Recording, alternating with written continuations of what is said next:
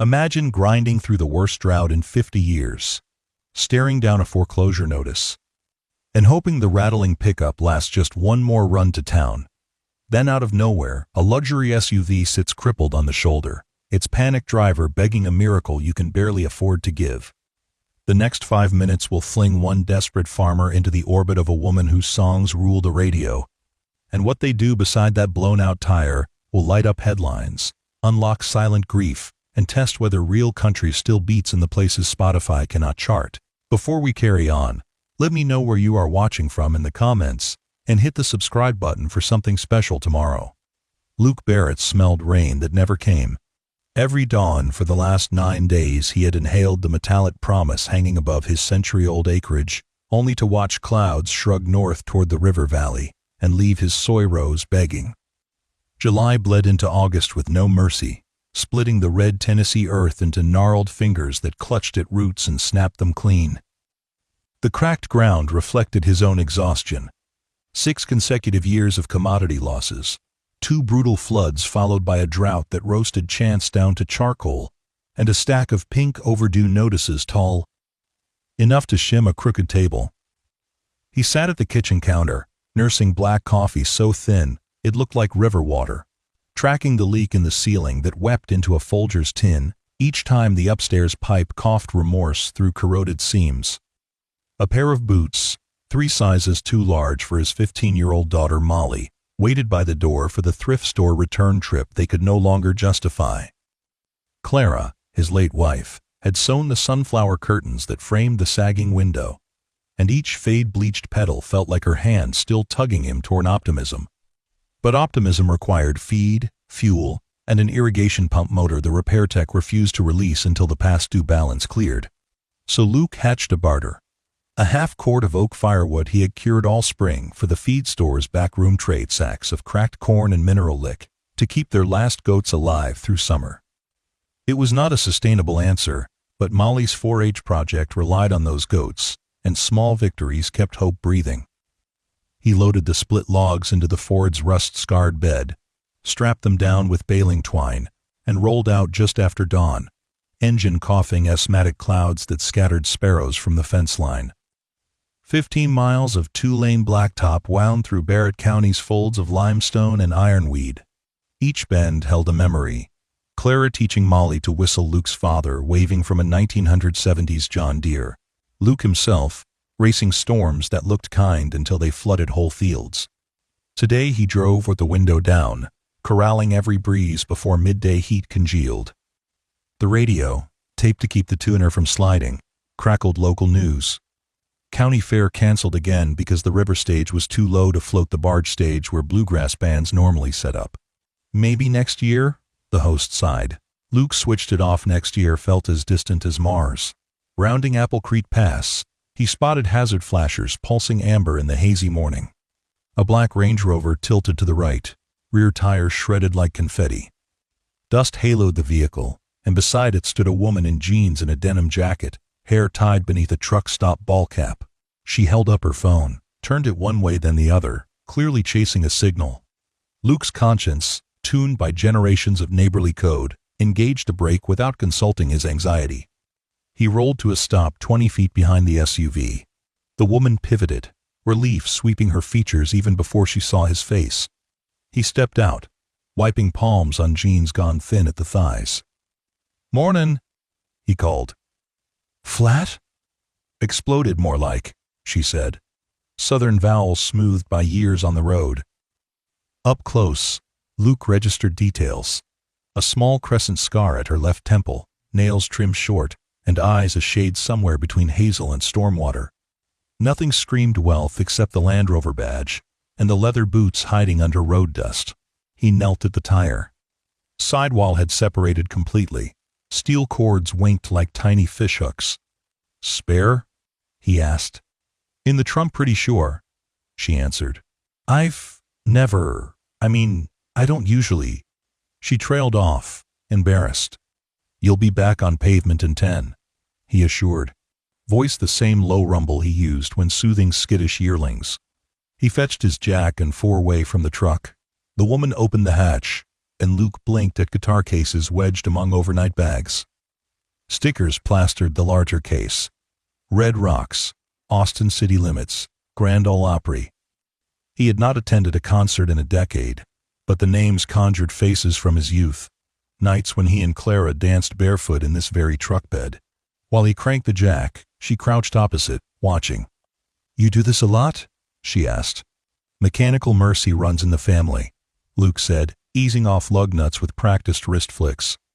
He slid off the blown tire, swapped the compact spare, and tightened the nuts in a star pattern. 50 miles tops, then a real shop, he instructed, lowering the jack. She reached for her wallet, producing 2 crisp hundreds. Luke stepped back, as if the bills were hornets. "No, ma'am. At least gas money," she insisted. He resecured his tools. "County code. You stop and help. No invoice." Her brow furrowed beneath the cap. "Well, county code where I'm headed. Says I owe you breakfast. There's a diner. 10 minutes up." Luke opened his truck door, heart tugging between time and courtesy. "Another day. Got feed to trade before old Marvin sells it."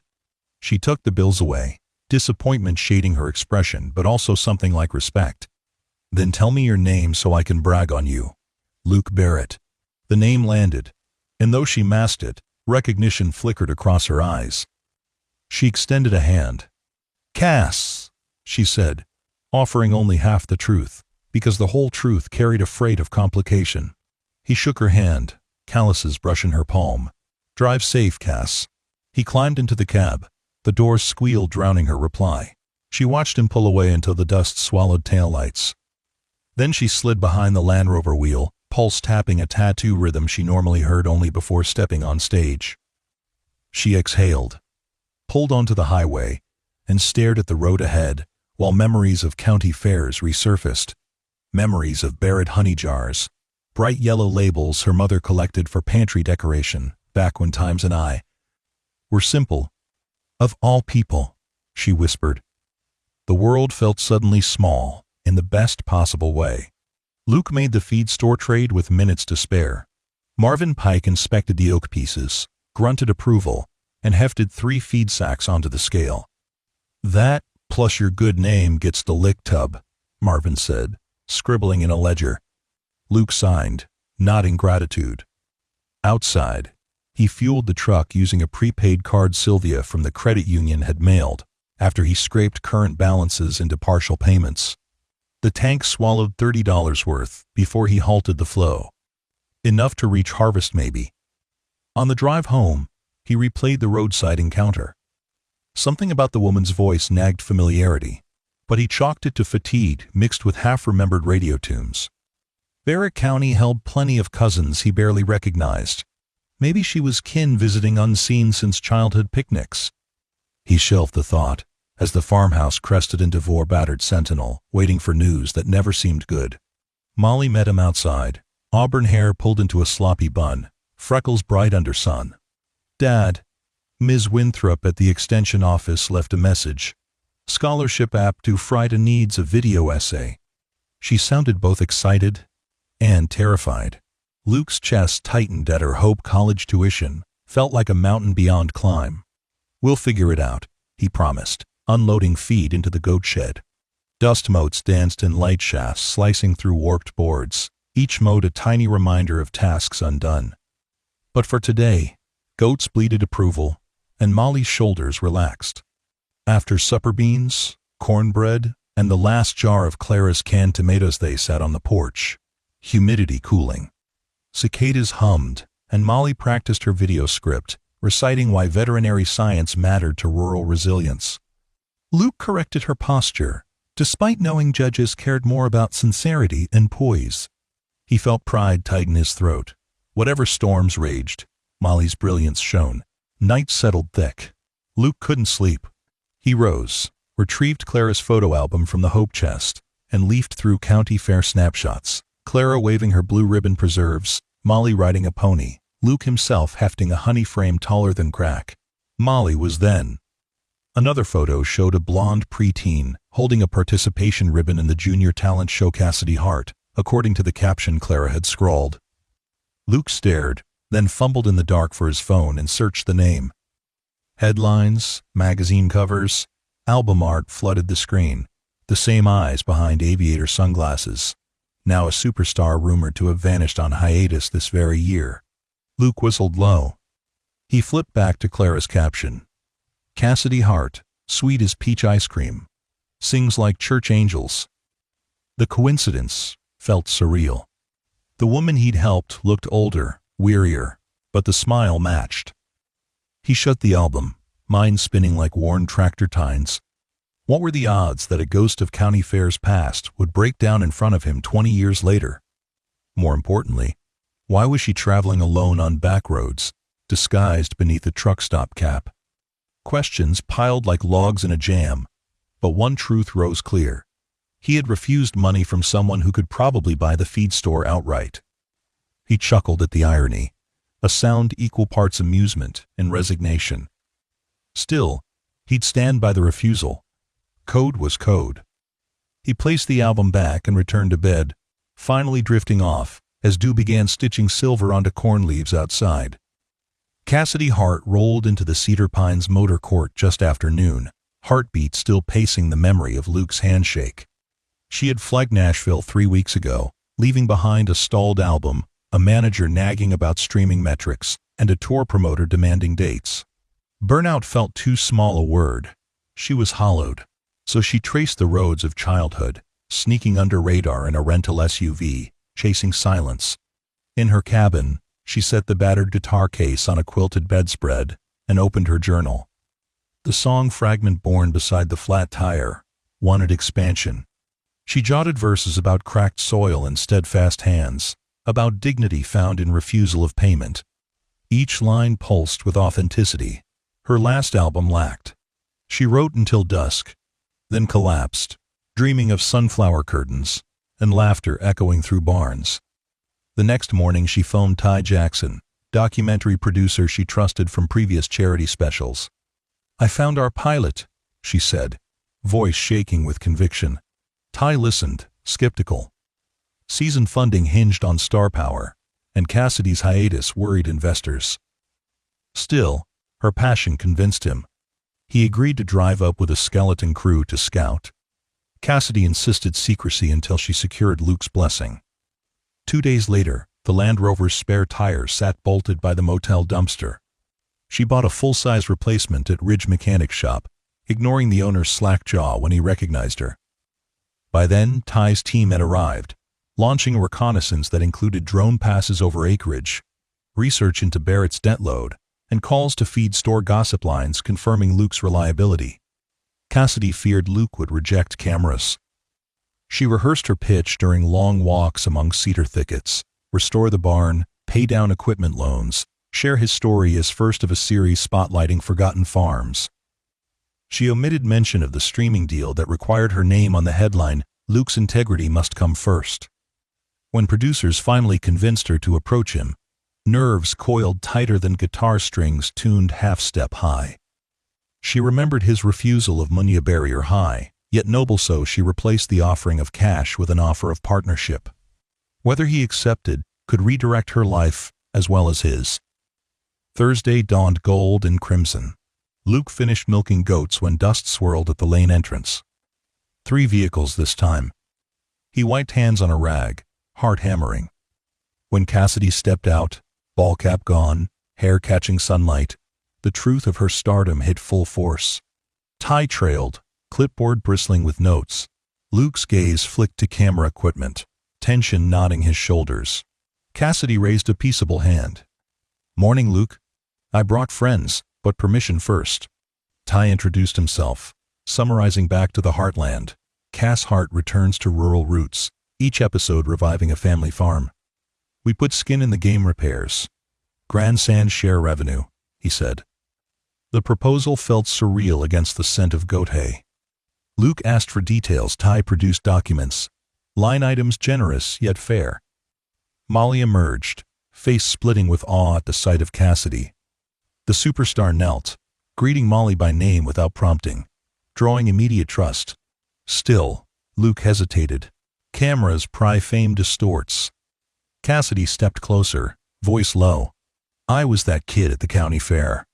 Your wife gave me extra preserves when I lost my ribbon. Music gave me everything, but I lost touch with good soil. Let me do right by the people who fed my dreams." Luke's throat tightened at Clara's memory invoked. He inhaled dusty barn air, closed his eyes, and pictured the foreclosure letter hidden in his desk. Dignity and survival collided in his chest. When he opened his eyes, determination surfaced. "One condition," he said. "You fix our farm, you fix our neighbors too. We do this together."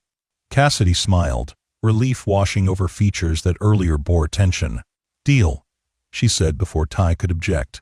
Contracts were signed under the walnut tree. Molly climbed as a toddler, Ty emailing scanned copies to network lawyers.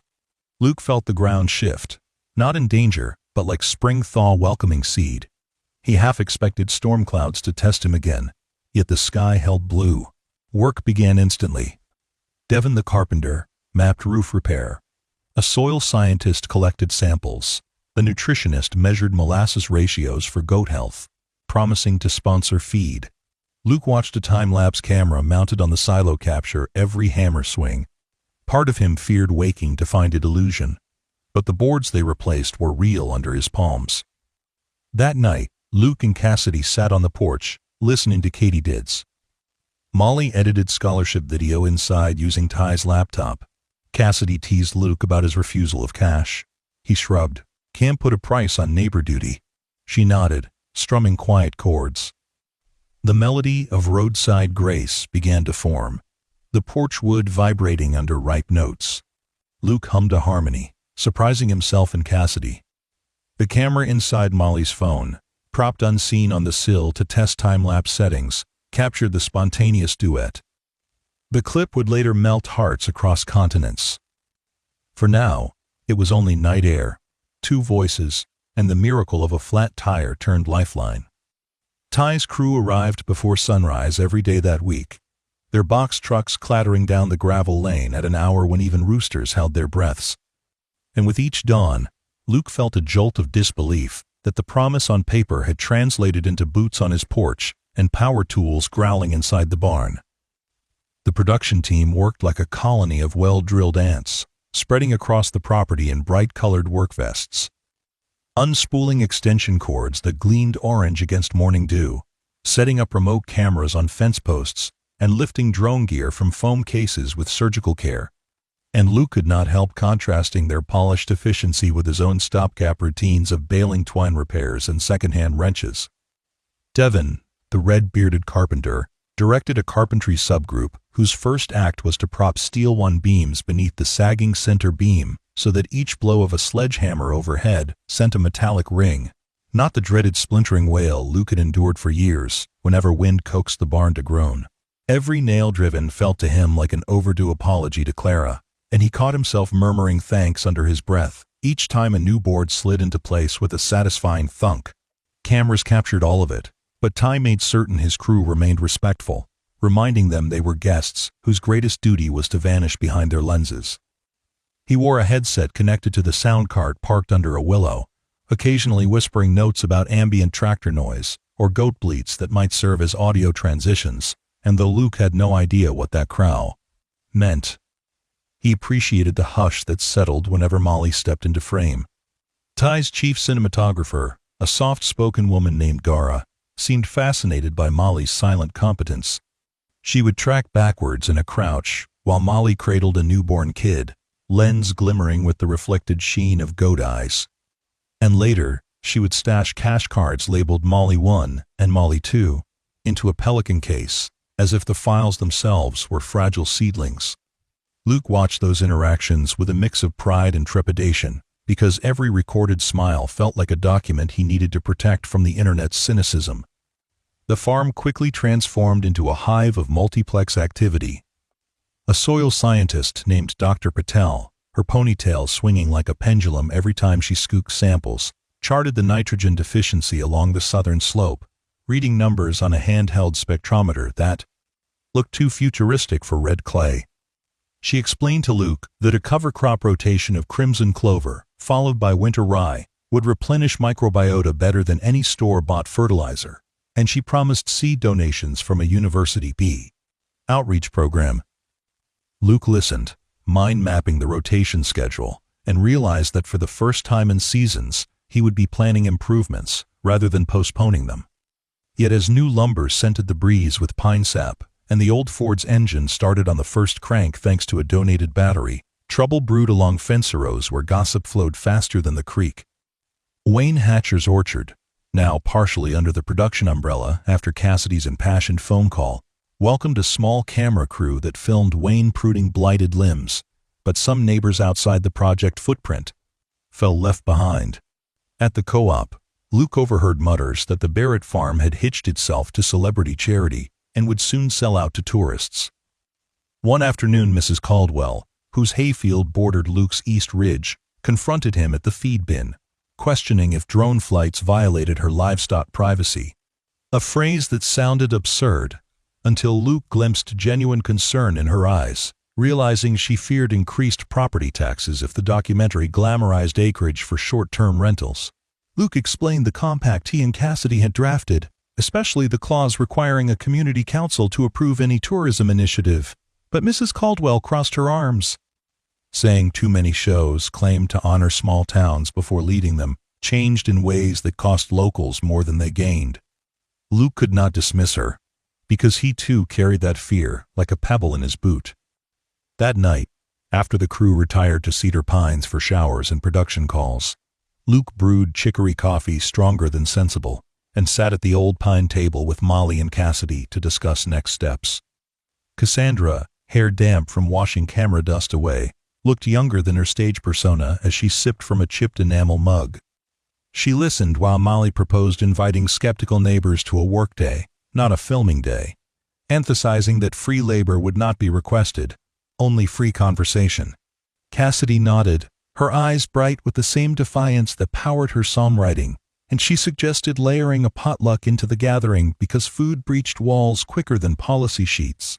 Luke worried about cost of extra plates, but Cassidy grinned, saying she would bring her mother's peach cobbler recipe and the ingredients herself. Those peaches can cost me a gold record for all I care. The potluck unfolded beneath generous September sunlight, warm but not suffocating. Folding tables appeared from church basements, covered with vinyl cloths patterned in checkers and faded florals. Aluminium pans steamed with macaroni and pulled pork. Children chased each other between parked pickups, while goats watched with mild disdain. Dara filmed background B-roll, then stowed her camera, when Luke signaled that some neighbors preferred off-lens chats. Dr. Patel and Wayne demonstrated grafting cuts on a young apple tree. Mrs. Caldwell tasted Cassidy's cobbler and grudgingly admitted the crust rivaled her own grandmother's, and by dusk, the friction had softened into uneasy but genuine fellowship. Luke overheard Ty promising to blur property lines during editorial privacy would be preserved unless families opted in. Molly used the same evening to record her scholarship video essay against the golden backdrop of Orchard Rose. She spoke from the heart about resilience in rural medicine, about goat husbandry teaching empathy, about how every creature deserved a caretaker who understood both anatomy and the language of fear that animals spoke, through breath and stance. Dara operated the camera with tears marking tracks through dust on her cheeks, and Luke, standing behind the lens out of frame, marveled at his daughter's poise. The moment the take ended, a text buzzed on Ty's phone from the network. Early audience metrics on teaser footage predicted a breakout hit. Ty raised both fists silently, respecting the scene's reverence. The first cut of the documentary arrived a week later on a rugged hard drive couriered by overnight freight. Ty assembled crew and family in the cleared barn, which now boasted fresh siding painted honey gold. Luke's stomach fluttered like a trapped bat. Devin hung a sheet, Dara calibrated a projector, and at sunset the film began to roll. The opening shot swooped above parched fields, a drone glide slowed to 30% speed, while Cassidy's voice over a stripped acoustic riff whispered, "Some roads find you even when you forget the way home."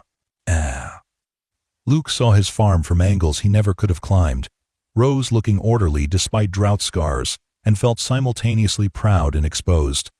The film wove a tapestry that surprised him. Clara's framed photographs lingered in soft focus, while Luke narrated the history of the land, Molly's laughter danced over goat bleats. Dr. Patel explained soil science using metaphors about soup stock that made everyone chuckle. Cassidy strummed snippets of roadside grace, the melody tugging like nostalgia for an era still unfolding. The half-hour cut ended with the potluck, wide shots of neighbors passing plates, and Luke's voice saying, "We rise together, or not at all." Silence hum until the credits faded, then applause erupted, echoing off new rafters like rainfall on tin. Luke exhaled, shoulders slumping in release. Ty promised network notes would be minor, then slipped outside to call executives giddy with validation. But the Serenity proved fragile. 3 days after the screening, where their maps flashed warnings, tropical remnant Isaac, having broken apart over Louisiana, aimed its ragged core straight toward central Tennessee, predicted to stall for Ballina. 48 hours. Luke's drought-cracked fields needed moisture, but forecasts hinted at 10 inches in 2 days, far more than thirsty soil could absorb. Memories of previous floods swamped his mine corn drowned, fences swept away, insurance adjusters sighing. The crew raced to elevate electrical gear in the barn loft, sandbag the equipment trailer, and secure livestock shelters. Luke and Devin hammered cross braces onto the new hayloft door, even as first outer band squalls peppered the roof with staccato. Rain arrived in layered curtains, each stronger than the last. Water sheeted off hill slopes, converging in gullies, and overnight the newly dug irrigation ditch overflowed, pushing muddy torrents across the driveway. Luke, soaked to the bone, waded thigh-deep to clear debris from the culvert, but the flow only hissed louder, lifting gravel. Cassidy, refusing Ty's suggestion to ride out the storm in town, helped Molly corral Getz onto pallets inside the workshop. At one point, lightning forked across the southern field, and the brilliant flare revealed an alarming surge pooling around the propane tank. Luke's chest clenched. If water displaced the tank, a leak could ignite. He and Devin lashed ropes around the cylinder and anchored it to a cedar trunk, muscles burning as wind whipped horizontal rain. Inside the farmhouse, designated as temporary command center, Ty monitored county emergency alerts. A message flashed that the upstream dam on Pine Ridge Lake had opened floodgates to relieve pressure. Downstream creeks would rise quickly. Luke calculated the route. Barrack Creek, normally a lazy trickle gurgling behind the barn, would swell first, then crest by dawn. He gathered everyone in the living room to form a safety plan. Camera operators packed essential gear in waterproof Pelican cases. Dr. Patel used a livestock stethoscope as a prop to keep children occupied with heartbeat science.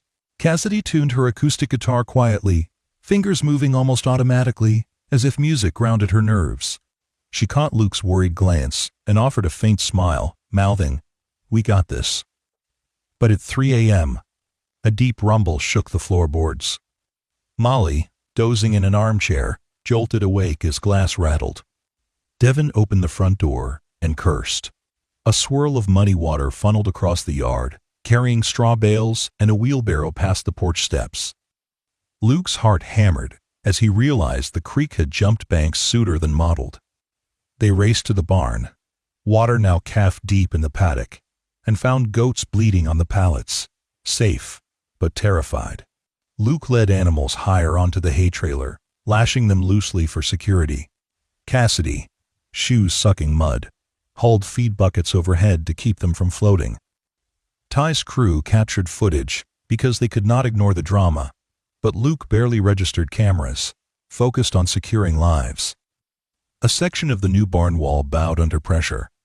Devin braced it with a salvaged telephone pole, driving screws through oak siding while waves lapped his knees. Dawn approached in a flicker of bruised purple sky, and rain moderated, but runoff kept rising. For 3 more hours, they hauled debris, reinforced sandbags, and diverted flow with pickaxes, until finally the creek peaked below the barn threshold. Exhaustion settled heavier than silt. They collapsed on hay bales, soaked, shivering, yet alive. When sun finally broke through tatters of cloud, light revealed a barn still standing, a farmhouse untouched, but fields streaked with erosion scars. Luke surveyed soybean rows. Some patches lay flattened under layer of silt, others tore clean away. Yet the old walnut tree by the house still waved leaves in soft breeze. And at its base, Molly's childhood tire swing bobbed like a stubborn survivor. Luke exhaled, part grief, part gratitude. Cassidy stepped beside him, mud coating her jeans. "It could have been worse," she said. "Always can," Luke answered, voice frayed. "But we still got a roof, animals, and each other," she said, gesturing toward crew lugging equipment back up the drive. "And we have footage that shows what resilience looks like." Luke chuckled without mirth. "Footage doesn't pay replant seed." She nudged him with her elbow. "Maybe not, but the network's disaster relief arm might. They like narrative arcs." Her grin turned mischievous. True to her word, Ty pitched a flood relief companion segment the next morning. Executives greenlit emergency budget, reasoning that showcasing real struggles enhanced authenticity. A relief fund launched within days. Viewers could donate via QR code once the episode aired. Luke felt conflicted letting strangers bankroll his recovery, but Dr. Patel reminded him that regenerative farming thrived on communal investment, not rugged isolation. He accepted the help, vowing to pay forward. While debris cleanup continued, Molly received an email. Her scholarship video advanced to finalist stage. She flung her arms around Cassidy in jubilant surprise. Luke raised her off the ground in a spinning hug. The flood's shadow shrank slightly. October eased in with crisp mornings smelling of leaf mold, and cover crop seed from Dr. Patel's program arrived in burlap sacks stenciled with university logos. Volunteers from churches and local FFA chapters joined to sow clover across ravaged rows. Ty filmed drone shots of green sprigs, emerging where floodwater had scoured topsoil. The aerial contrast between fresh sprouts and bare earth created time-lapse gold. Luke drove the tractor towing the seed spreader, engine newly serviced by a mechanic team that offered labor at cost after seeing news of the flood online. Each pass of the field laid a stripe of potential, and Luke found his posture straightening unconsciously, shoulders remembering the rhythm of possibility. The documentary's second cut incorporated flood footage. Watching himself wade knee-deep while lightning spidered overhead made Luke cringe, but Ty assured him the sequence showed leadership, not desperation. Cassidy penned a new verse for Roadside Grace, referencing rivers that rise yet spare what hope rebuilds, and she recorded vocals in a mobile studio parked under the walnut, birds singing backup. Network marketing strategists scheduled the premiere for early December, aligning with holiday charity drives. Billboards in Nashville teased the show, a silhouette of Cassidy in denim, guitar slung across her back, a rust-colored barn silhouetted behind her, the tagline "Back to the Heartland, real country, real courage." Luke saw one on a feed store errand and felt a mix of awe and apprehension. In Barrett County, some folks teased him about celebrity heirs, but more stopped to shake his hand, moved by newspaper features portraying him as the farmer who never sends a bill. Thanksgiving week molted into a flurry of last-minute edits, closed caption transcripts, and sponsorship tie-ins. A boot company pledged a percentage of Black Friday sales to the relief fund. A seed distributor offered matching donations. Luke wrestled with the ethics of corporate branding on his narrative, but Molly argued that if big businesses wanted to finance small farms, they should be allowed to do so, provided transparency remained ironclad. He conceded, trusting her sharper instincts about modern media. On premiere night, Cedar Pines rented out its lounge for crew and neighbors who could not gather at the farm. Luke set up a large screen in the barn again, this time adding borrowed patio heaters humming like oversized bees among bales. Cassidy invited her band, now prepping for a short winter charity tour, and they performed unplugged while guests arrived, lanterns glowing among rafters. Mrs. Caldwell and Wayne Hatcher sat together on a refurbished bench, passing a thermos of spiced cider. Dr. Patel arrived with roasted chickpeas, seasoned with cumin, and stories about microbial symbiosis that drew children into a semicircle. At 7 on the dot, Ty dimmed the lights. The network's splash logo shimmered, and Back to the Heartland Episode 1 filled the sheet. Luke's pulse hammered his ears. The pacing felt perfect. Roadside flat tire, barn rebuild, potluck, storm, flood resilience, all interwoven with Cassidy's quiet confessions about lost purpose and found roots. Donations links popped at tasteful intervals. When Luke's line about neighbors rising together rolled, a cheer erupted. The episode closed on Molly releasing a rehabilitated barn owl, wings unfurling against a pink sky, while Cassidy's chorus soared a moment Dara had captured on a whim one dawn. Credits scrolled, listing every volunteer. Luke saw Clara Barrett, memorialized at the very end, as inspiration forever, and felt tears he had suppressed for months finally spill into his beard. Phones buzzed instantly. Ty shouted metrics. Viewer counts spiking. Social feeds flooding with hashtag roadside grace and hashtag real country again. The relief fund page crashed under traffic. A good problem, tech support assured. Out by the heaters, Mrs. Caldwell hugged Luke fiercely, whispering apology for her earlier doubts. Wayne handed him a bag of Stamen apples, as thanks for lobbying the network to feature the orchard. Cassidy slipped away to call her mother, tearful words about redemption caught on the wind. When the barn emptied long after midnight, Luke and Molly sat on the cleaned hayloft floor, legs dangling above feed sacks stacked neatly thanks to new shelving. They shared leftover cobbler straight from the pan, and Molly confessed her fear that scholarships judged by algorithms might still overlook her despite the documentary glow. Luke told her algorithms could count clicks but not character, and any institution valuing rural resilience would see hers blazing bright. Molly smiled, wiping cinnamon from her lip, and laid her head on his shoulder. Cassidy climbed the ladder quietly, guitar slung over one shoulder. "Got room for one more slice?" she asked, voice husky from a night of autograph signing. Luke gestured to the pan. She sat across, legs folded, and tested chords.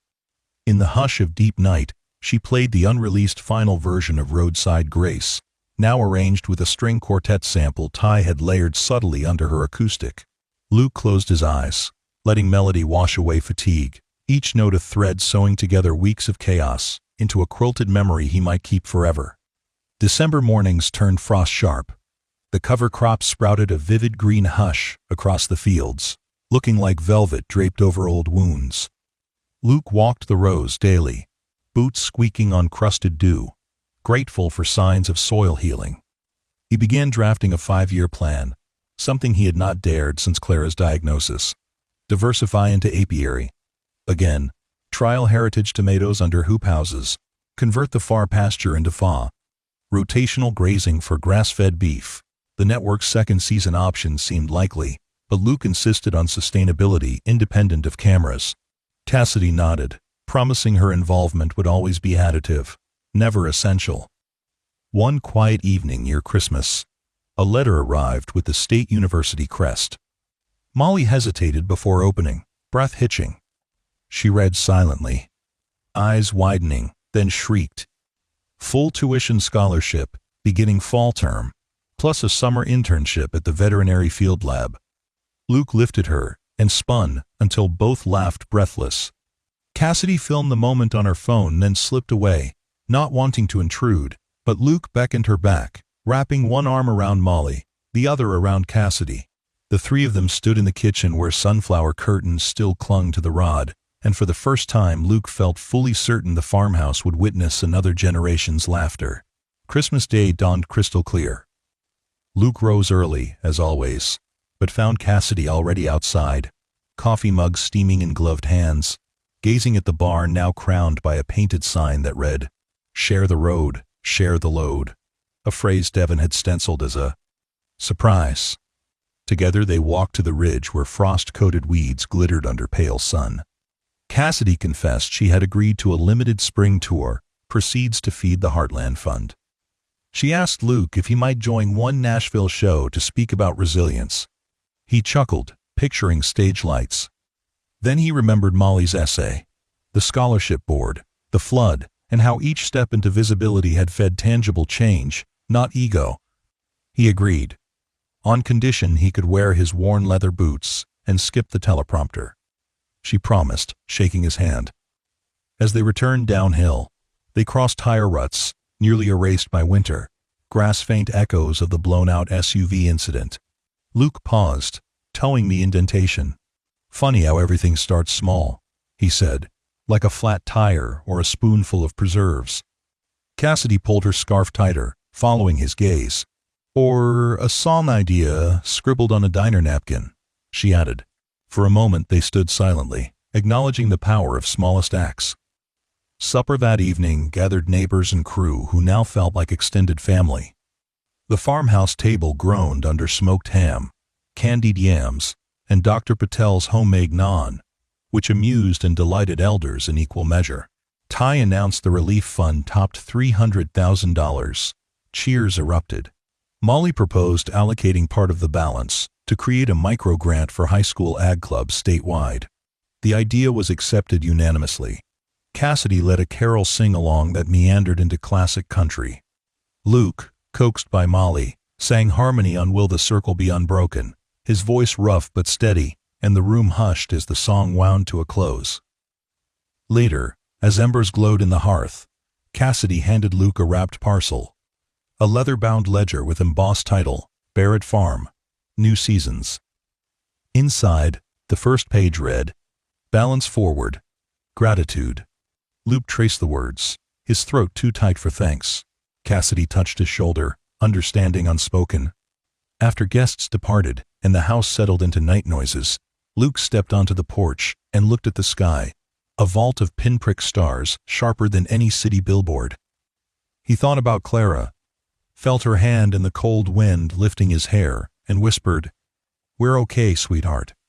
More than okay." From the barn came a soft bleat, as if the goats echoed amen.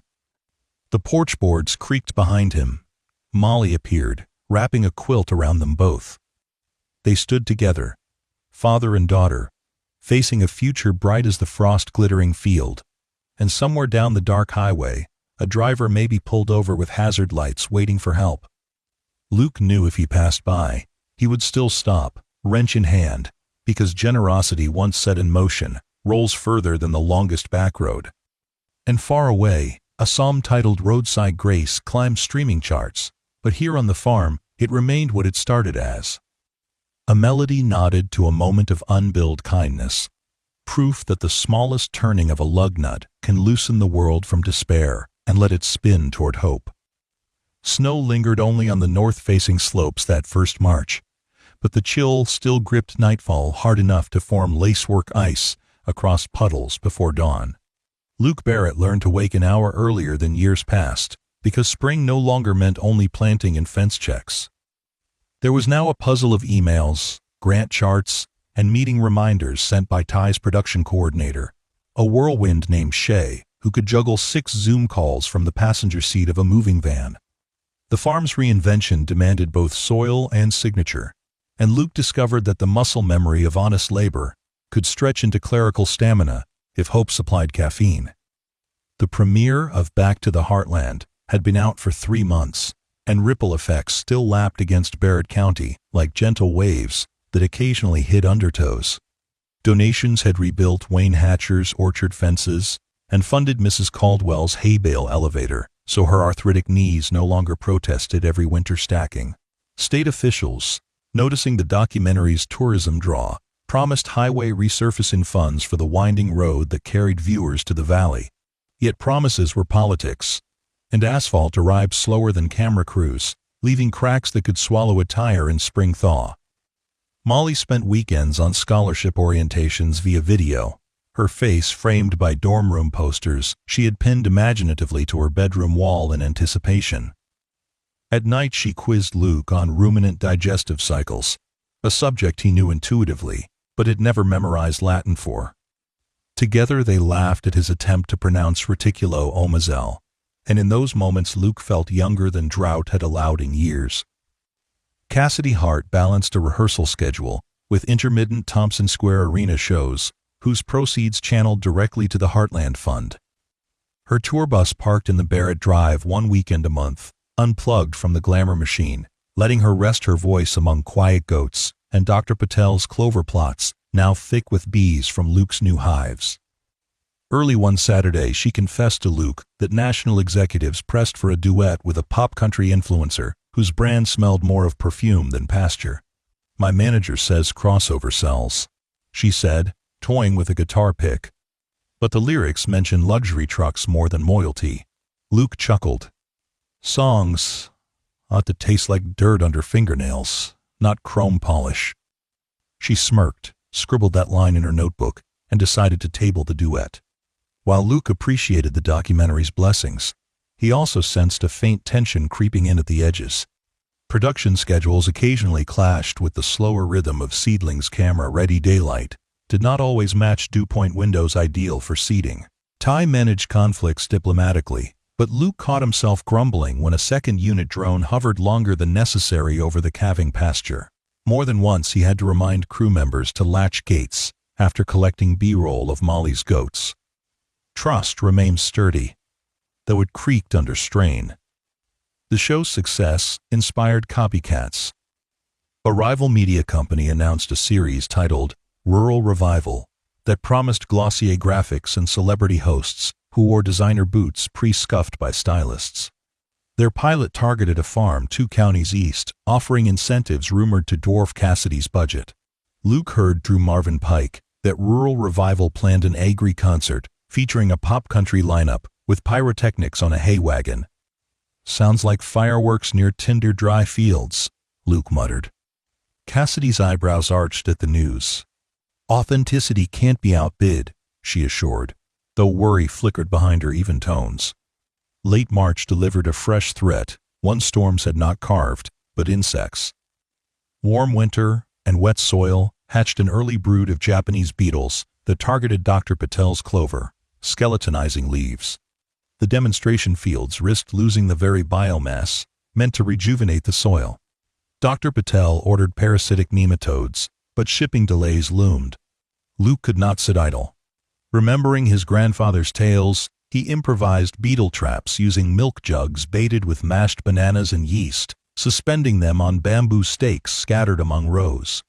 Cassidy joined, joking their farm now smelled like a produce stall past closing. 2 days later the jugs filled with writhing beetles, reducing pressure until nematodes arrived. Dara captured the sequence, editing it later into a montage underscored by a playful fiddle riff. Viewers would post DIY trap tutorials within hours of broadcast. April ushered the county council's long-promised debate over tourism zoning. The plan proposed a seasonal festival on Barrett Road, highlighting regenerative farming, with guided tours, craft booths, and nightly bluegrass sets in the orchard. Luke attended the courthouse hearing, suit jacket borrowed from Pastor Jim. Supporters packed half the pews, while skeptics worried about traffic. Mrs. Caldwell, now a convert, testified how volunteers built her new barn ramp. Her voice trembled as she urged approval. Luke followed, speaking quietly about the need for diversified income streams that did not rely on commodity speculation. He explained that festival profits would flow into a cooperative trust for microloans, an idea Molly had drafted for her scholarship essay extension. The motion passed 4-1, contingent on road improvements and strict sound curfews. Luke felt triumph, tempered by responsibility. Planning the inaugural Heartland Harvest Festival consumed May. Shay created color-coded spreadsheets assigning tasks. Luke oversaw crop tour logistics. Wayne curated orchard tastings. Cassidy booked musical acts favoring local talent. A team of architectural students volunteered to design composting toilet units shaped like miniature silos, determined to showcase sustainability flair. Dr. Patel contributed an educational worm farm display. Ty, mindful of narrative clarity, negotiated filming windows that would not intrude on guests. Amid preparations, Luke received a certified letter stamped with the seal of a corporate agribusiness conglomerate named Greenrise Foods, the same group rumored to court Rural Revival. The letter praised his documentary presence and offered a buyout option for 50 acres, promising investment in high-tech greenhouse pods to create year-round produce under LED arrays. They dangled a figure high enough to erase debts for neighboring farms as well. Molly compared it to selling soil memories for sterilized hydroponic towers. Luke pondered the benefit of guaranteed income against the sacrifice of acreage he and Clara once planted in pumpkins every October. He scheduled a meeting nonetheless, believing due diligence owed to his neighbor's welfare. The Greenrise representative, a 30-something executive in an immaculate blazer, arrived driving an electric SUV whose tires sprayed gravel like confetti across Luke's mailbox. They toured the soybean field while the rep sketched profit graphs on a tablet. Luke asked about local jobs. The rep spoke of automation, remote monitoring, minimal labor. Luke felt a chill deeper than the morning breeze. When he mentioned the documentary's community ethos, the rep smiled thinly and suggested authenticity could be rebranded with logos. That evening, Luke burned the company's glossy brochure in his wood stove, flames consuming artist renderings of greenhouse pods, glowing neon blue against a night sky. June exploded in green. Clover stood knee-high, bees droned happily, and Molly left for a pre-college veterinary camp funded by her scholarship award. Luke drove her to the university town, his heart swell and ache mixing as strongly as the coffee in his travel mug. Her dorm smelled of fresh paint and possibility. He fixed her bookshelf, left her with a jar of Clara's last strawberry jam, and hugged her twice before retreating. The drive home felt longer without her chatter, but the farm greeted him with chores stacked like cordwood, which dulled loneliness. Cassidy texted a photo of fans holding roadside Grace lyric posters, captioned, "Molly's already got a fan club here." Luke smiled, but the kitchen felt too quiet. Festival week approached with summer heat shimmering above fields. Temporary fencing erected to guide visitor foot traffic looked like silver lace over emerald hills. Wayne's orchard hung heavy with fruit timed to ripen for the event due to a clever micro-irrigation schedule Dr. Patel designed. Volunteers strung Edison bulbs between cedar posts, transforming the space into an open-air ballroom. Cassidy's crew parked tour buses behind the barn, yet she insisted on sleeping in the farmhouse spare room, claiming bus bunks felt like coffins. 2 nights before gates opened, thunderheads mushroomed on the western horizon. Local weather predicted a severe storm but bypassed Barrack County by 50 miles. Still, Luke secured tent stakes and stowed vendor crates inside. At midnight, wind moaned unexpectedly, rattling loose tarps. Lightning arced, and rain slapped in sideways sheets. Luke dashed outside to tighten ropes, only to see a rogue gust ripping a row of light poles from their moorings. One pole cracked, dominoing others, sending strands of bulbs down like sizzling vines. Sparks hissed among wet grass. Luke shouted for Cassidy, Devin, and Shay. They labored beneath driving rain, hearts pounding against wind roar, salvaging what they could until the squall moved east an hour later. Morning revealed carnage, toppled stages, waterlogged electrical junctions, and fruit scattered where orchard nets tore. Molly, video calling during breakfast, gasped at the damage. Luke swallowed despair, knowing the festival start could not be pushed back because marketing and permits were locked. Cassidy rallied crews, quoting chorus lines about dusting off boots. Volunteers poured in with tool belts and portable generators. Dr. Patel's students laid straw to soak puddles. Devin's carpenters re-erected trusses with hurricane brackets. Dara filmed a time-lapse of the rebuild that later became the episode opener for Season 2, set to a fiddle-banjo instrumental Cassidy whipped up right there on site. Festival day dawned clear, humidity low, as if nature had signed a peace treaty. Cars queued at the newly graveled county road, asphalt patching unfinished but functional. Luke, wearing a clean denim shirt Molly had ironed during spring break, greeted early birds with a handshake and a map of walking paths. Bread vendors sold sourdough rounds shaped like tractor wheels, while Dr. Patel guided kids through a microbiome maze built from straw bales. Cassidy's midday set attracted locals and out-of-towners lured by social media hype.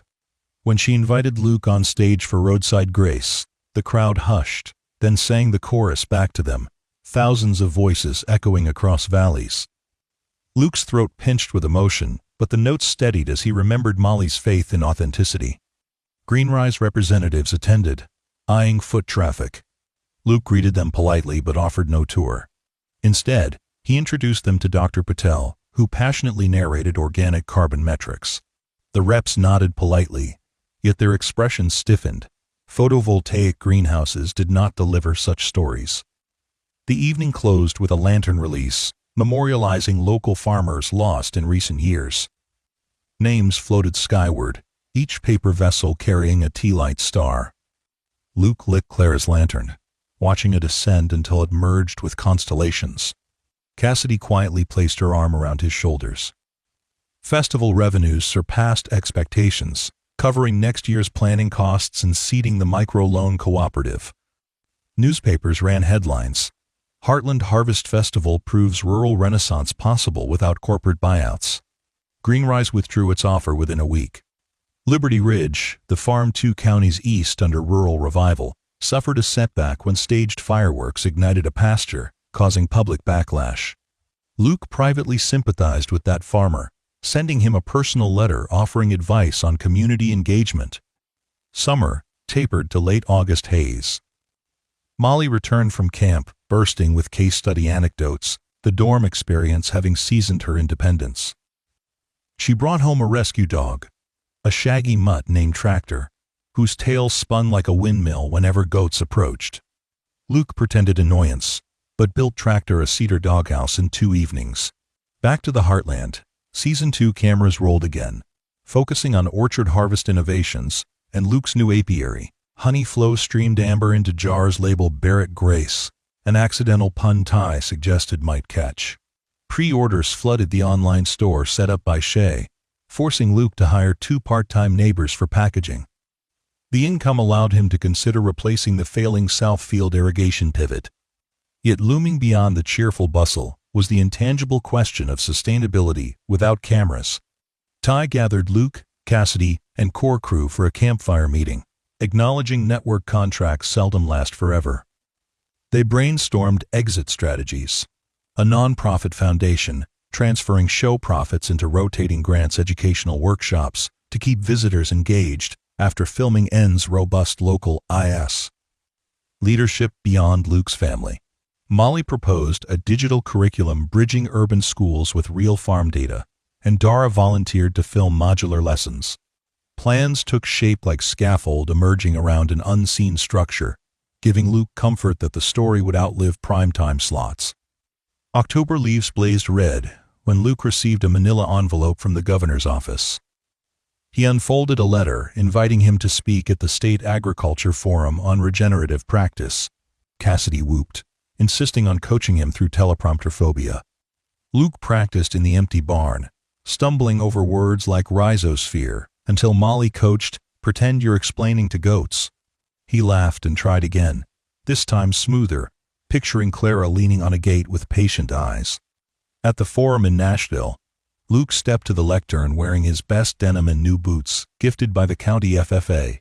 Reporters flashed cameras, but he fixed his gaze on a row of young ag students, recalling Molly's dreams. He spoke about soil as a living ledger, kindness as capital that compounds, and how a flat tire fixed for free turned into a movement no policy alone could spark. When he finished, applause rose from legislative aides to lobbyists, even hardened skeptics dabbed eyes. The testimonial helped pass a bill allocating funds for regenerative pilot farms statewide. Back home, Luke found Cassidy on the porch, strumming a wistfully sweet melody. She confessed she was writing an acoustic record stripped of studio polish, its heartbeat the hum of Barrett bees. She asked if she could record ambient farm sounds for rhythmic texture, and Luke laughed, offering the barn at midnight when the wind sang through gaps. November rains returned, but with moderation, filling ponds without flooding. Luke checked beehive stores, installed mouse guards, and sealed cracks in the tractor shed. He paused often to gaze at clover now decomposing into dark humus, a promise of next spring's fertility. On Thanksgiving morning, Molly woke early to mix Clara's cornbread dressing, humming Roadside Grace under her breath. Luke set the table with sunflower cloth renewed by Molly's careful stitching. Cassidy arrived carrying a pumpkin pie sweetened with Barrett honey, still warm. Ty and Dara joined later, bringing a framed aerial photograph taken that first autumn after the flood, newly signed by every volunteer who helped rebuild. Luke hung it beside the sepia photo of his grandparents feeding chickens. The timeline of resilience stretched across one wall. After dinner they gathered on the porch, mugs of apple cider steam wafting into cold air. Tractor curled at Luke's feet, goats bleated in sleepy chorus. Cassidy produced her guitar, fingers coaxing a tune unresolved. She invited Luke to supply the finishing line. He considered, then sang softly, "When good hearts meet on broken roads, Tomorrow Learns to Breathe. Cassidy's eyes glistened. That's the title, she whispered, nodding. Distant traffic on the newly paved road hummed steady, carrying tourists who would spend money at Wayne's Orchard stand, now open year-round. A billboard featuring Molly in veterinary smock promoted county scholarships funded by the festival's surplus. Everywhere Luke looked, proof flickered that seeds of generosity had sprouted into forests. Still, he kept his grandpa's lug wrench in the truck bed, freshly oiled. Because somewhere, someday, another driver would blow a tire on a lonely stretch, and the lesson Luke carried deepest was that the simplest gesture could upend despair's empire. Cameras might follow or not, psalms might chart or fade, but kindness, once given wheels, travels impossible miles. As stars chilled overhead, Luke lifted his mug in a quiet toast. To Clara gone, to Molly rising, to Cassidy wandering back roads with pockets full of cords, to soil organisms feasting unseen. The future pulsed like distant lightning, potent yet not menacing. And Luke felt ready to receive it, whatever shape arrived. End of Part 3. Part 4 will complete the 20,000 word target, carrying the narrative into winter's close, Molly's first semester, the long-term ripple effects on Barrett County, and a final full-circle moment that seals Luke's legacy while launching the Heartland Initiative far beyond Tennessee. No loops, fresh scenes only coming next. Winter came slow that year, as if respectful of fields still catching their breath after the festival rush, and though a thin ice sheet occasionally glazed the pond at dawn, most days balmy breezes drifted over Barrett County, carrying a scent of smoldered oak from wood stoves starting early. Luke enjoyed the gentler cold. It let him finish post-harvest tasks without battling sleet, but it also meant cover crops remained greener, luring deer that nibbled at clover crowns. He installed motion sensor lights fashioned from discarded security fixtures. Ty's gaffer had replaced with LEDs, an innovation Luke wired himself after watching 3 online tutorials with tractor snoring. Nearby, the beams whooshed on whenever a curious doe poked through the fence, and Luke smiled each time the lights proved a silent shepherd. December's first week delivered Molly's final semester grades via email, all A's and a note from her physiology professor recommending she apply for an undergraduate research fellowship. Luke read the message twice, pride overwhelming his usual economy of words. That night he coaxed Tractor into an impromptu celebratory dance around the kitchen island, bumping into chairs while Molly laughed so hard tears blurred her freckles. Cassidy, on a 2-day break from studio sessions in Nashville, captured the moment on her phone, tucking it in her inspiration folder labeled Joy Unfiltered. The Heartland Fun Board held its inaugural meeting the following weekend, converting the farmhouse living room into a war room of sticky notes and laptop screens. Representatives from 3 other states joined remotely, faces glowing inside digital boxes hovering beside the sunflower curtains Clara once sewed. Dr. Patel chaired the session, describing soil health metrics as financial statements of the earth, and proposed a revolving microloan program for tool-sharing co-ops. Wayne Hatcher presented data on how drip irrigation funded by the show had increased orchard yield by 15%, then shyly admitted he wanted to repay part of his grant early. The board voted to recycle Wayne's repayment into a starter fund for Liberty Ridge, the farm damaged by fireworks in the rival show, thus turning previous rivalry into solidarity. Luke listened, occasionally adding a practical note about vendor contacts. His earlier reluctance eased by seeing paperwork translate to real roofs and real feed bins in neighboring counties. Back to the Heartland's second season premiere, aired 2 days before Christmas. This episode opened not with drone vistas, but with Luke guiding a calf's birth under spring thunder, his steady hands coated in amniotic fluid, while distant lightning silhouetted the barn. Viewers later flooded comment feeds praising the rawness. Some city fans wrote they never realized how quietly a farmer speaks to frightened livestock. The cut then followed Molly at university, dissecting goat hooves for a parody study, her lab partner admitting she had never touched a live animal before vet school. Ratings eclipsed the first season, surprising network brass, who had expected a sophomore slump. Ty texted Luke a row of firework emojis, and the phrase, "lightning struck twice," Luke stored the news gently, aware success can breed complacency. Instead, he spent the week repairing a chain-link section along the creek, reflecting on how that creek once threatened to wash away everything. The water now trickled politely, its banks reinforced with willow stakes planted under Dr. Patel's direction. Holding a post driver, Luke understood that every improvement had grown from a seed he never intended, the instinctive choice to stop for a flat tire, and he felt gratitude settle, like warm cedar shavings in his grade chest. Cassidy rang in the new year by live-streaming an acoustic concert from the barn's hayloft, lanterns strung behind her glowing like constellations. She opened with Roadside Grace, but midway, she debuted the duet they had co-written at Thanksgiving, titled Tomorrow Learns to Breathe. Luke, off-camera, strung simple chords on the Martin guitar Cassidy insisted he borrow, his calloused fingers adapting quickly.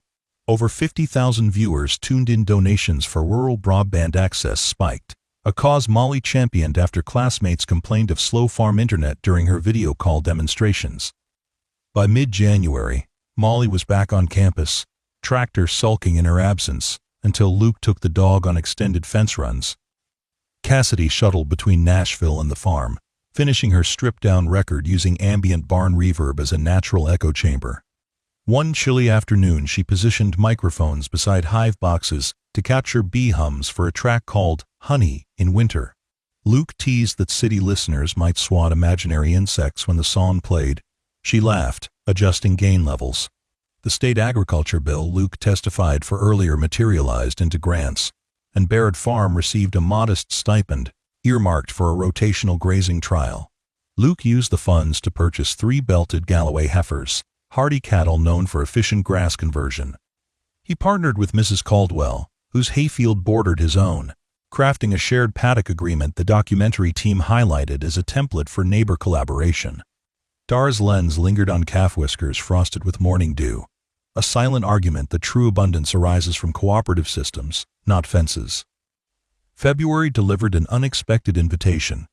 The American Sustainable Farm Symposium in Seattle requested a keynote from Luke and Dr. Patel. Luke nearly declined public speaking.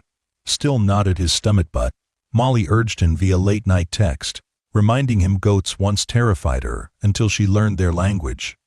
Cassidy offered to cover travel costs, tie-arranged media training, and soon Luke found himself on a plane, marveling at snow-peaked Rockies slicing cloud layers beneath him. At the symposium he described integrating regenerative theory with storytelling, while Dr. Patel presented data spikes correlating viewer donations to soil health improvements. Their lecture ended in a standing ovation. Afterwards, a group of Pacific Northwest farmers cornered Luke, asking advice on clover mixes, proof that knowledge migrates faster than insects when carried by earnest voices. Back home, March dawned with a phone call that tested Luke's newfound calm. Greenrise Foods, having watched the festival's success and the show's ratings leap, reapproached with a revised proposal. They would purchase only 10 acres to build a demonstration greenhouse powered by biogas from farm manure, pledging internships for local students and profit sharing with the Heartland Fund. The offer arrived with a personal note from the CEO praising Luke's symposium speech. Luke hesitated. The plan seemed less invasive, potentially beneficial. Yet he sensed Greenrise aimed to attach its brand to authenticity rather than cultivate it. He convened the Heartland board in the barn, inviting Greenrise executives to present. Cassidy, just back from a charity gig in Austin, attended via video. The CEO outlined a sleek slideshow of LED-lit tubers, sensor-controlled irrigation, charts predicting 4 crop cycles per year. Dr. Patel asked about energy audits. The CEO deflected. Molly, joining remotely between lectures, queried student wages. The VP promised competitive stipends. Luke listened, tapping his wrench against a boot for cadence. When the rep concluded, Luke asked a single question. Can you guarantee this greenhouse never outsources labor abroad? The rep stumbled, citing supply chain flexibility. Luke closed his notebook. In private discussion, Luke voiced concern that even a small corporate wedge might redirect cultural emphasis from soil to screens. The board agreed to decline but proposed a partnership on research sharing. Greenrise could test LED horticulture elsewhere, while Barrett Farm provided soil-based data for open publication. No brainer. Exclusivity. Greenrise withdrew again. Luke expected backlash, but Cassidy's PR team released a statement framing the decision as a victory for community-led development. Social media applauded, and the story trended under #SoilBeforeSilicon. Spring equinox arrived with Molly's return for break, her hair shorter, confidence taller. She carried a folder of fellowship acceptance letters, yet she spoke mostly about her new mentor, Dr. Lou, who specialized in large animal anesthesia. Luke, frying bacon while she regaled Cassidy with campus tales, felt both pride and bittersweet nostalgia. The girl who once laced goat horns with ribbons now discussed isoflurane dosages. Filming for the final episode of Season 2 coincided with lambing.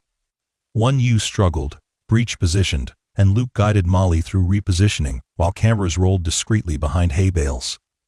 The lamb emerged alive, bawling at first breath, and Molly's decisive calm radiated across the crew. Dara later told Ty, the shot captured transition knowledge, passing seamlessly from parent to child. A perfect season finale image. Editing concluded in late April, and Ty invited Luke and Cassidy to review.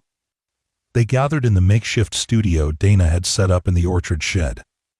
The final montage showed Luke at the symposium, Molly delivering a baby goat, and Cassidy mixing barn echo tracks, intercut with neighbors repairing the storm-damaged light poles the past stitched visibly to the future. When credits rolled, the screen faded into a dedication for Clara, who taught us that preserves and preservation share the same root. Luke's eyes stung as he remembered Clara's steady smile while trimming sunflower curtains so many years ago. The network extended a 3-season option, but Ty proposed a change, transitioning Luke and Barrett Farm from primary subject to advisory hub, each new season following a different region while Luke camoed to offer guidance, ensuring the narrative's credibility grew. Luke agreed on one condition. Every featured farm would receive mentorship from a local agronomist like Dr. Patel, not imported experts. The network conceded. Summer brought Barrett Farm's first honey harvest from the new hives. Golden lids embossed with the barn silhouette sold out online within hours, some jars shipping to Norway, where a viewer binge watched the show to practice English. The micro-loan cooperative funded a startup apiary there in return, forging unexpected cross-continental kinship. Luke chuckled reading an email from the Norwegian farmer praising Tennessee bees as ambassadors of sweetness. Molly embarked on her fellowship, leaving Tractor to guard Luke and Cassidy while they prepared the property for another festival. Yet, Luke sensed the land needed a quieter autumn, so they scaled the event to a harvest picnic for donors and volunteers instead of an open-ticket gala. The choice affirmed their commitment to slow growth. Guests spent afternoons walking pasture with Dr. Patel, tasting honey, and swapping seed stories under a canvas shade. Ty filmed, but promised not to broadcast beyond a short social clip. Sometimes moments were for the people present, nothing more. One crisp September morning, a rental sedan edged down the drive, its fuel-efficient hum unfamiliar among diesel pickups. A middle-aged woman stepped out wearing a raincoat despite clear skies, her hands trembling slightly. She introduced herself as Sarah MacLeod, the driver on whose bus Cassidy's wallet had been stolen years earlier, a guilt shadow she said never lifted. She had recognized Cassidy in the documentary and wanted to apologize. Cassidy, tending tomato vines nearby, heard her name, came over, and embraced Sarah before she completed her sentence. There was nothing to forgive, Cassidy said. The flat tire had been fate's compass. Luke watched. Awed yet unsurprised kindness multiplied, often circled back in stranger shapes. Late autumn paints Tennessee gold, and by November Barrett Farm glowed. Luke installed a cedar bench on the ridge, where the walnut overlooked the valley, carving Clara's initials beside his. Cassidy joined him sometimes at dusk, humming melodies as sun stretched shadows across clover. One evening she unpacked legal papers, explaining she'd created a trust, securing a portion of her song royalties to the Heartland Fund in perpetuity, ensuring the initiative thrived long after media glitter dimmed. Luke hesitated to accept, but Cassidy insisted, reminding him she already owed the farm 2 lifetimes of inspiration. First frost snapped the clover, signaling winter and Molly's approach home again. She returned brimming with research proposals on mobile veterinary clinics. During a family supper lit by oil lamp, she pitched converting Luke's old horse trailer into a rolling treatment bay for underserved haulers. Luke, always cautious, asked about funding. Molly produced spreadsheets and a small grant letter from the state extension office. Cassidy volunteered tour bus welding staff during their off-season. Plans set, they shared blackberry cobbler, while tractors snored beneath the table. Snow finally blanketed fields on Christmas Eve, heavy wet flakes that hushed the world. Luke woke early Christmas morning, retrieving the engraved, never-stranded wrench from its hook. He drove the old Ford down Barrett Road, the sunrise painting icicles orange. At the highway junction, he stopped at the exact spot where Cassidy's tire had exploded 2 years prior. He placed the wrench on the guardrail, tied with a note. "If you need this, take it. Pay forward if you can. LB." Then he left it, trusting the road to use the tool wisely. Back at the farm, Molly, Cassidy, Dr. Patel, and a handful of neighbors prepared brunch. Ty streamed in on a tablet from a set in Kansas, waving a spatula.